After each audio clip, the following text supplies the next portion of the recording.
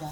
और बोडो, अगर हमें बोडो आइडेंटिटी के साथ जीना है तो हम बोडो के लिए जो भी एक्टिविटीज है, जो भी कल्चर है, कस्टम है, ट्रेडिशन है, उसको कैरी करके जीने के लिए जो राइट्स है वो हमारा हक होता है। तो इसीलिए अगर हम उस चीज को नहीं समझ पाएंगे तो कभी कभी क्या होता है, कोई कोई बोलता है कि नहीं, हमें ये लैंड टाइटल नहीं चाहिए था, हमको पक्का लैंड चाहिए था। अगर हम फॉरेस्ट में आज के डेट में जो अपडेट हो रहा है, उस अपडेट में हम फॉरेस्ट के साथ जितना भी हमारा अपडेट होना चाहिए वो अपडेट नहीं होने से हम कैसे रेवेन्यू में डायरेक्ट जा सकते हैं? नहीं ना जा सकता है, क्योंकि कल अगर हमें रेवेन्यू में जाना है तो हमें as per the act, as per the forest right act, हमें फॉरेस्ट में जितना भी रिक्वायर है उसको अपडेट रखना, अपडेट करना वो हमारा एक रिस्पॉन्सिबिलिटी होता है। नहीं तो अगर हमारे जो भी रिकॉर्ड्स है, हमारे पास किसके पास कितना जमीन है, कितना बीघा है, आपके परिवार में कितना सदस्य है, क्या क्या आपके बच्चों का नाम है, वो चीज़ यहाँ पे अपडेट नहीं होने से डायरेक्ट और रेवेन्यू नहीं जा सकता है। तो इस बात को भी हमें समझना बहुत जरूरी है। और सरकार जिस तरह हमारे लिए एक लॉ को बनाया है, एक आइन को बनाया है, उसी तरह हमें आज लैंड राइट्स का जो राइट है उसको मिला है। और उस राइट को हमारे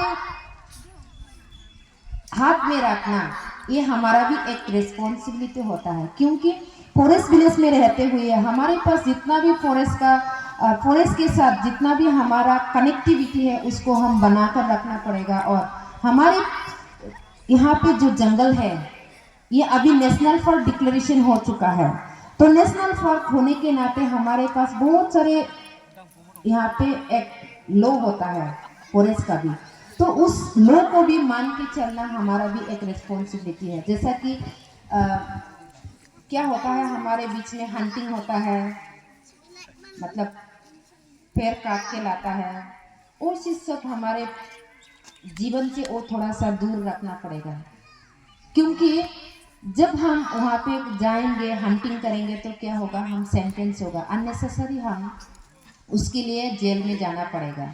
तो इसीलिए जो ज़मीन हमारे लिए दिया है उस ज़मीन में खेती करके काम करके खाना, यह क्या होगा हमारे लिए है।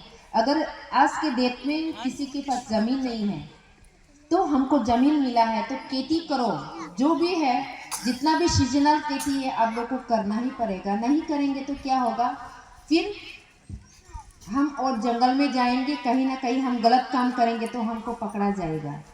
इसलिए वो सब कामों से हम क्या करना पड़ेगा, थोड़ा दूर में रहना पड़ेगा।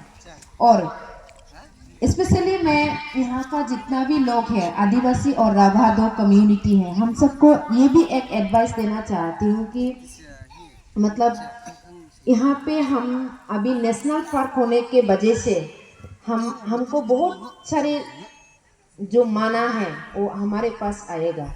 तो हमारे पास क्या है, जो हमारे बच्चों को किस तरह हमें एजुकेशन के बारे में शिक्षा जो देना है उसको देना पड़ेगा। अगर हमारे बच्चे लोग क्या है, एजुकेशन नहीं रहने से वो लोग भी हमारी जैसा, मतलब हमारे जितना भी आगे की जितना भी लोग हैं जो पढ़ाई लिखाई नहीं किया, अभी वो लोग क्या करेंगे, खेती करके ही खाना पड़ेगा ना। तो इसीलिए क्या करना है, हमारे जितना भी बच्चा है उन सबको क्या है, पढ़ाई के लिए टाइम टू टाइम उसके लिए ख्याल रखना पड़ेगा। और जितना भी खेती, जो भी सीजनल खेती है उसको करना ही पड़ेगा। और स्टडी के टाइम पे हमारे जो बच्चे लोग हैं वो हमारे घर पे है कि नहीं, क्योंकि अभी जो वर्ल्ड इतना हमारे लिए इतना मतलब इस जो स्पेस में है बहुत चेंजेस हो रहा है, टेक्नोलॉजी हमारे पास इतना हाई ग्रोइंग हो रहा है ना, तो हम एजुकेशन नहीं होने से हमारे पास कुछ भी नहीं होगा। तो जैसा कि ब्लाइंड मैन जैसा होगा, अंधे जैसा होगा।